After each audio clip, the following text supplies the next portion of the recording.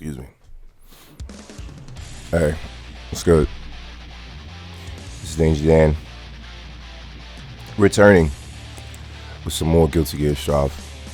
So these aren't ranked matches. These are player matches, lobby matches between me, Troy, and True.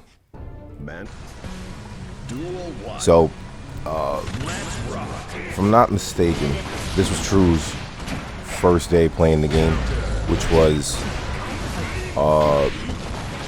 should have been the first full day of the beta, which was that Saturday. Excuse my voice if I sound a little different. I just woke up. But yeah, so it was True's first day, and Troy was trying out some newer characters. As you see, he's using Giovanna instead of Kai and Nagoriyuki. Damn, she a baddie. I really might pick her up when the game come out. Yeah, so we was running it. As you see, got the tried and true Soul Bad Guy, aka Frederick Bolsaw, aka me. And yeah. So I hope you're having a pretty decent week. Today's Tuesday, and we are on a streak of uploading every day during the week, Monday to Friday, which is my end goal. And it feels pretty good. It feels pretty good. Right. Sorry. So, I think this was his first day using Giovanna. So because I was unfamiliar with the character, I was getting caught by shit. But he didn't have enough time with this character. Like, not at all. See, here's the thing about Troy. I'm going to talk about Troy and True during this video. Here's the thing about Troy. So, Troy knows who he wants to use before the game comes out. But when the game comes out, he'll typically use everyone except who he wants to use. Because he has a tendency of learning the whole cast by using the whole cast for as long as he's interested in the game. And the more he's interested in the game, the more labbing and character usage you'll see. So when this game comes out, we'll probably see him use a majority of the cast. Not the whole cast, but a majority. But because of that, he'll use just like random characters. Not so much random as in characters you wouldn't expect him to use. Random as in not using the character you expect him to use. So I expected him to use Kai and Nagoriyuki, but he used a couple of characters. I think he used Giovanna. I think he used Faust as well. Top-notch judgment and close range scrambles. That's very nice. Yeah, I'm not gonna edit this one too hard because it's just the three of us. And also, I want y'all to see this lobby. I'm sure you've seen the lobby if you've been watching Guilty Gear videos. This lobby is horrible. First off, I don't know who thought a 2D lobby was a good idea, but it wasn't. The lobby is terrible for the fact that it's designed badly.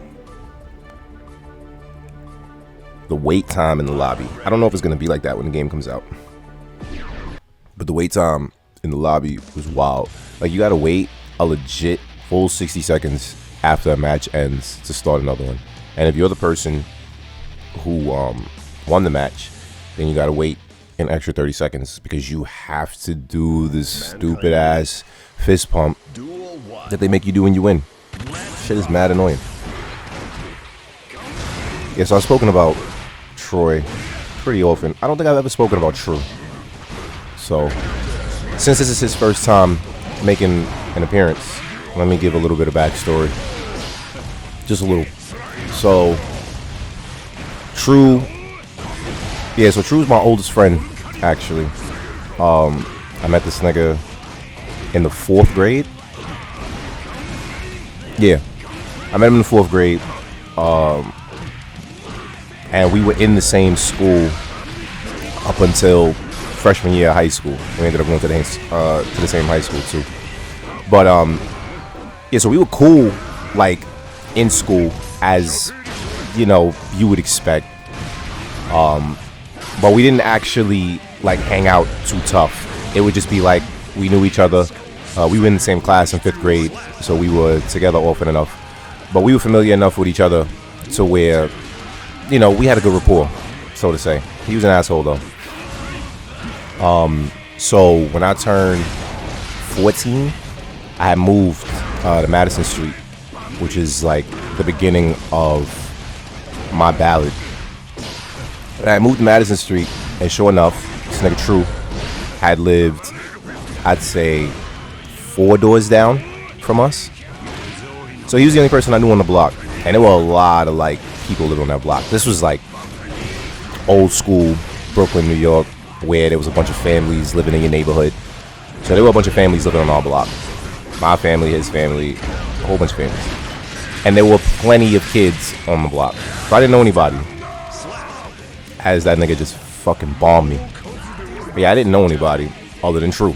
So whenever I went outside to go to the store, I would see him, and he would be hanging out with Troy, Alex, and a few other boneheads. And he would always see me, and it's just like, oh shit, it's Malik. I go to school with him. So he would like run across the street. We would just chat, shoot the shit. But that would really be it. And then one day, it was super random. I honestly don't even know what caused this to happen. But I remember the conditions of the day. So it was raining, and I came home from school, and school was like 2 blocks away.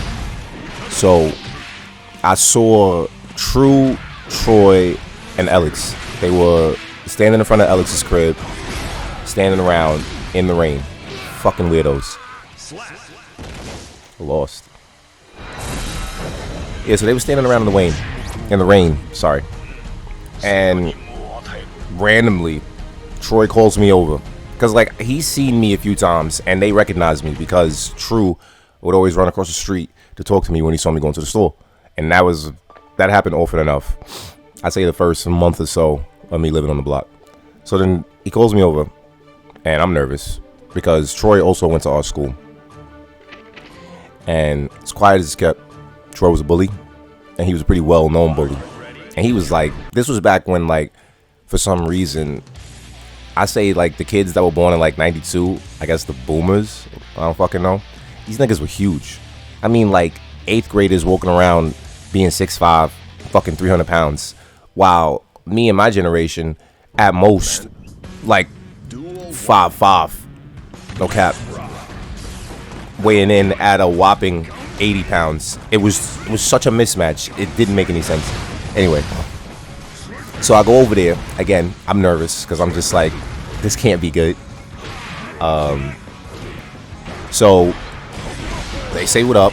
And I'm just like, it's good. First thing he asks me, he goes, yo, so how True be acting in school? And that was pretty much where it all began, honestly, with that question. That was honestly where it all began. So from there, we pretty much always been brothers, honestly. And that was when I was 14. Yeah, and I'm 27. So me and this nigga been friends well over 10 years. Well, not even friends. Like, we're family. I mean, like, that's my blood. You can't tell me any different. But yeah, so he's a VIP, like Troy, like Gunshot, like Malky, like Free Jack. I don't know Malcolm and Free Jack yet, but I'm sure I get a chance to meet them at some point, as soon as they get over their fucking Overwatch addiction. But yeah, anyway. So you see, he plays Potemkin. He has an obsession with like big body grapplers. I don't understand it myself, but he has a legitimate obsession. But it's adequate enough in the game to where if he continued to play it, he'd be pretty decent. Might even be like really good at the game. But he has the attention span of a dead squirrel. So he's not going to stick with this game, I don't think. It'd be cool if he did, but I don't think he will. Alright, so that's enough of the story. Anyway, I just wanted to make sure y'all were familiar with these guys. These niggas are going to be pretty important. So yeah, I didn't have any experience, not too much anyway, against Potemkin. And I haven't played True in a fighting game, like seriously played him in a long ass time. So I had to readjust to the way he likes to play. But then I also had to familiarize with myself with the way he was going to play this game. You see, my offense is like real choppy. I had the idea on what to do. My execution was pretty poor, as I have fucking mentioned in like every video. So, pardon me. Regardless, I still had more experience currently in the game at this time that we played. And I knew my character well enough. And I also, oh man, that was a really good anti-air. I ain't gonna front. That was a good anti-air. Ooh, that was a better vortex. I was determined to get that off. I wasn't gonna be stopped. Whew. So, wins. The animations in this game are so fucking dope. Yeah, so Potemkin can't dash, but he has that move right there, that fucking fist, where he basically can travel the whole fucking screen. So even though he can't traditionally dash, he can still get him around. And he's really scary, as I mentioned the other day, because you make one mistake against him and you're basically dead. You know, he grabs you and you just die. He punches you and you die. Oh, I fucked up that wall break. Well, actually, it's really weird that my DP didn't reach. Ooh, that was a good counter hit. That was a real good counter hit. Yeah, it was weird my DP didn't reach there. Yeah, I actually think most of these matches are against me and True. Troy was here. Oh, you know what? I think Gunshot was here also. Let me see how this room looking. Hey, I see this ugly ass 2D lobby. Like, the customization options for your avatar are pretty cool, but it's something you don't have a choice in doing. You know, like, look at this. This is us waiting to ready up for the next match. You know, it's annoying because if you know you're gonna be running a set, constantly having to do this. Look, we still waiting for this shit to refresh so that we can click less battle instead of being able to hit rematch. I know I'm gonna fight him again, so why can't I just hit rematch? And yeah, it took all of that time just to get the next match started. Shit is crazy. Most people that I heard talk about the lobby didn't have anything good to say about it, so I'm pretty sure if enough of a deal is made about it, they'll make some improvements. I don't think they're gonna change the design. Like, I think the 2D shit is like what it's gonna be, but they could at least add some more adequate options. Like, rematch would be good. Being able to have a private match would be good. You know, because anybody can walk up to you and fight you in the lobby. It's not like you can have a private match. At least you couldn't in the beta. They might add that in the game. They would need to. His grab, I swear his grab has more range. Look at that. Look how much fucking damage I took. And I got hit like 2 or 3 times. And I'm already dead. And I just got blasted through the fucking wall. And then this asshole poses on me. So the thing about True, he has a momentum-based playstyle, which is why he uses momentum-based characters, right? So he can genuinely just start winning. Like, he won't be playing any different. He won't be doing anything crazy, but he'll just start winning. And he goes on these win streaks, and he's the type of nigga to get really fucking obnoxious when he starts winning. I mean, it's annoying. And you just won't be able to stop him from beating you. It's the weirdest thing, man. It's like not something that I can adequately explain. You would have to see it. Like, he suddenly just seems really strong. It doesn't last. Like I said, momentum based. You know, so the minute he starts slowing down, or the minute you start slowing him down, you'll notice it. I swear his throw has more range. And I got punched again.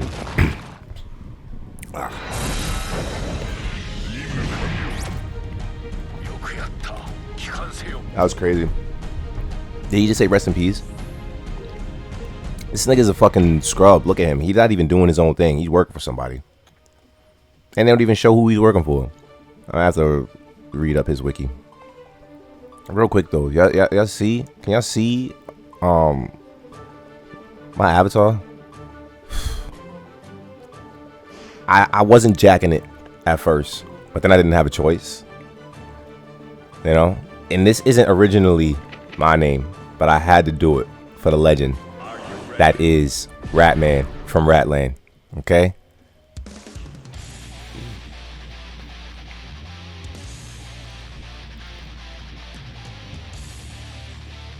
Right.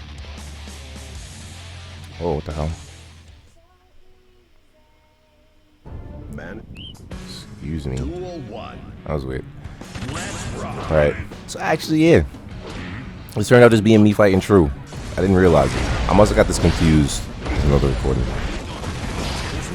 So the one thing I can say is that I did use someone else. I think I said that before. But I did use Rom Lethal for a little bit. I got one video with her.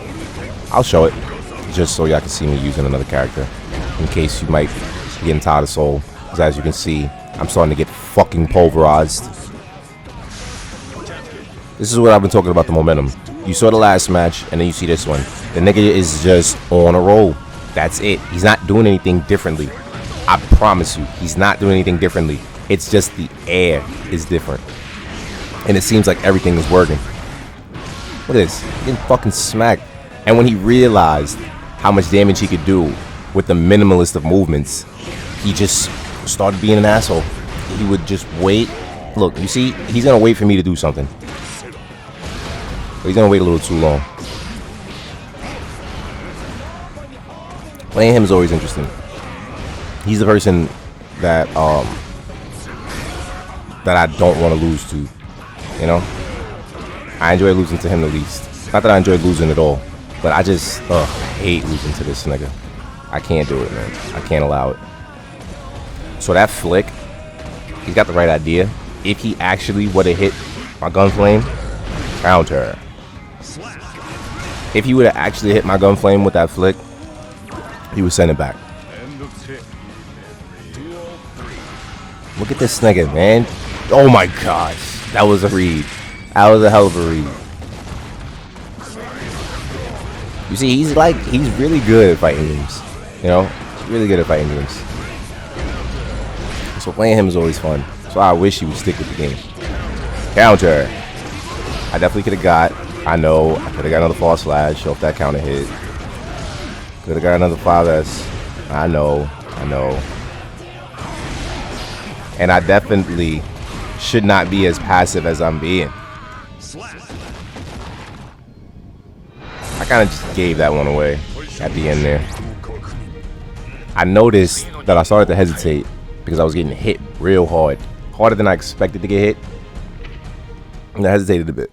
And because I hesitated, I ended up getting thrown around some more. Which is unfortunate. The thing that is like really important to me that I haven't been able to pull off yet, and I'm determined to pull this off. It'll happen eventually, but is to get everybody else on the mic when I record. See, because I bring it up from time to time, these assholes always complicate things for me. Either nobody's around, or by the time I'm ready to get everybody on the mic, suddenly everybody's enthusiasm just evaporates. It's the weirdest thing. It's like these niggas are shy or something. I know that's not the case, but that's how it seems. Now, I feel as if everybody wants to do it, but I think that everybody wants to do it when everybody is available to do it. but that won't always be the case. Like, the only people who are around all the time is Free Jack, because that nigga's a child. He's around all day, every day. The rest of us gotta work. Well, Malcolm gotta go to school, but he don't gotta work. But me, True, and Troy, we usually gotta work. And my work schedule is the most inconvenient because I'm at work in the middle of the fucking day when everybody's around and together. So I'm usually cut out from that, which is circumstantial. I gotta work, which is really fucking annoying. But eventually, at some point, it will no longer be a factor, which is the goal here. Yeah, we should be able to get something rolling soon. What the hell? Yeah, I was doing a lot of talking in this video, which is funny because I said yesterday that I was gonna do less explaining, but I feel as if it is necessary. I need y'all to know the context of this rambling, and it's important. This shit going on wax, you know? So, yeah. Anyway. Actually, I think I'm going to clip it there. I'm looking at the time. I'm starting to learn how long I got to make videos in order for people to watch them. And look how this shit is just like all glitching. Look how long it took to get that game. I'll do this last one. One more. Because if I'm not mistaken, I just lost that one before.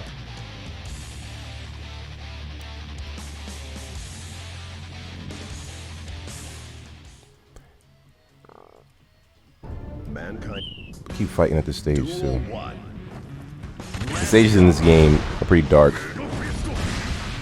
I'm not a huge fan of that. You see, that's it right there. If the flick actually hits the gun flame, it'll send it back. So I noticed that when I'm fighting Potemkin in particular, I don't need to like try and rush him down, because that was my idea. To just overwhelm him before he could overwhelm me. I see it would be better to just like work my spacing, try to stay like right in range. But he has more range on his normals than I do, so I don't know. I would have to develop a way of thinking when fighting him. You see right now, my offense is hella basic. Like, there's no enthusiasm, which is pretty weak. It sounded like he said come here when he grabbed me. That was wild.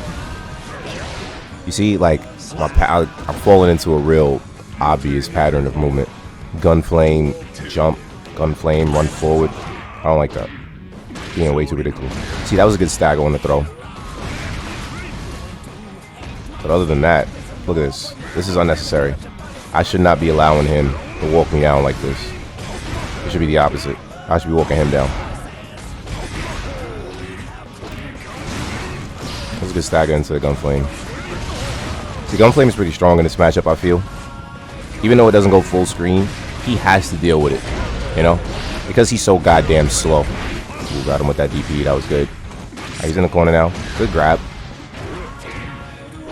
Thought I could get him to try and react to a grab. You see, now that should have been a much bigger punish. It was pretty obvious too. That looked like his 2H. His arm is in the air for mad long. Yo, like, oh crap. Look at that fucking damage. Holy shit. Oh. That was also just hella basic. Yo, that nigga grabbed me one time and I'm dead. I think I'm dead too. Oh, kablam. I can't even be mad at that. That's actually my thumbnail. So yeah, I'm gonna clip the video here for today. Went a little longer than I thought, but not too much longer. So yeah, hopefully you didn't mind my backstory and enjoyed the video. If you did, I would really appreciate it if you hit the comment section. You know, let me know how you're feeling. Even if you just want to say what's up. You know, you don't gotta talk about the game. Just say hello. I really want people to like start using that comment section. Leave a like on the video, because that would be really, really good for me and us. It's a win for everybody. And subscribe to the channel, because that's also a win for everybody. And eventually, it's going to be something that you want to do. So with that being said, it's man Danger Dan signing off. But not before reminding you, because I feel like I have forgotten to do so. It's a dangerous world out there. But so are you.